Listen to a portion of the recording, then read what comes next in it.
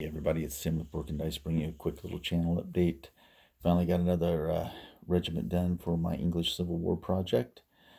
Painted them up as Newcastle's Whitecoats.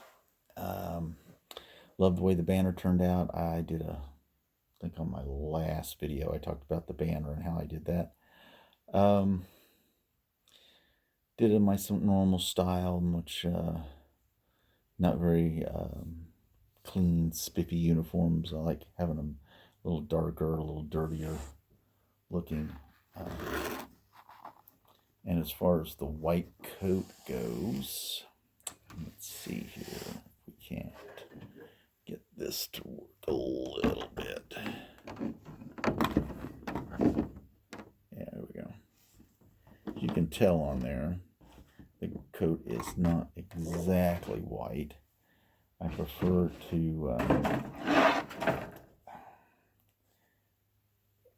stick to some of the things that I've read about it, where the coats were a lighter color, but they weren't exactly white. They were more like a light gray. But what did happen when I did do the wash, they got a little darker than what I wanted, but I'm kind of overall kind of satisfied with them. Yeah, you can see on that, guys. Yeah. You see where they're a little more gray, a little darker than what I was going for.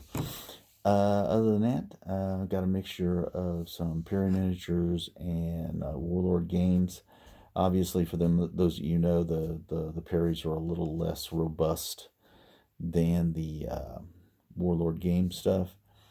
So I just put them on their own bases and kind of fill in the back.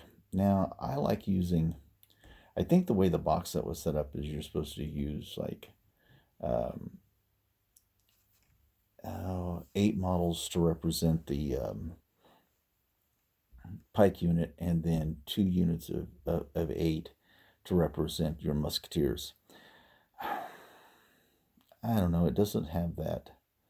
It looks too linear. There's no depth to it for me. So that's why I'm adding a second rank of pikemen to my units. Just gives it a look that I like.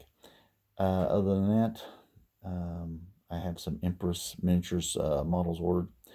English Civil War. Be nice to get that comparison in, see what they're like. Might do another video when they come in.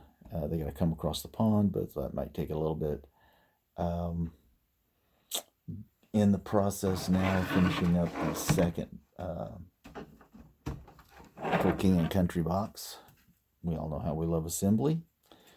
And I got those to assemble, prime, and paint. That'll be the last large like regiment. I'm not going to say the last, but you know, out of those boxes, that'll be the last regiment infantry. Then I have, oh yeah, I forgot. I've got one more like a storming party models to use. And then I have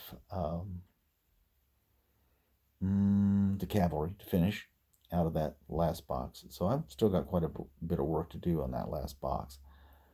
That being said, the project is coming along just a little bit slower. You know, life does get in the way sometimes. But I'm happy with the way it turned out. The whole army is starting to get that look that it's going to be really cool on the table when they're done. As long as you don't take a magnifying glass and look at it too closely. Other than that, once I get that box done, then I can get started on some of the smaller individual pieces, large artillery pieces, petard team. Let's see what else. Oh, a baggage train.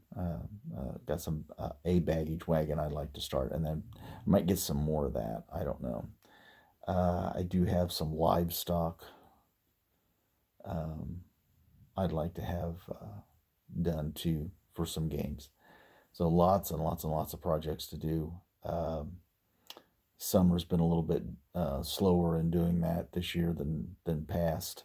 So this project has kind of taken a little bit of a back seat.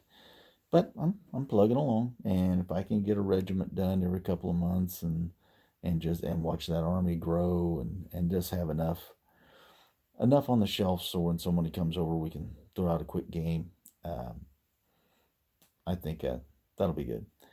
So I hope everybody's weekends are going well. For the weekend, the work week, I had the day off today. Feels like a Saturday. Um, Hope your work week's going well. Hope all your projects are proceeding. I've been watching a lot of videos. I really haven't, like I said, I haven't had time to comment on a whole lot of things. But always impressed with everyone's work. So everybody have a great work week and a great weekend coming up.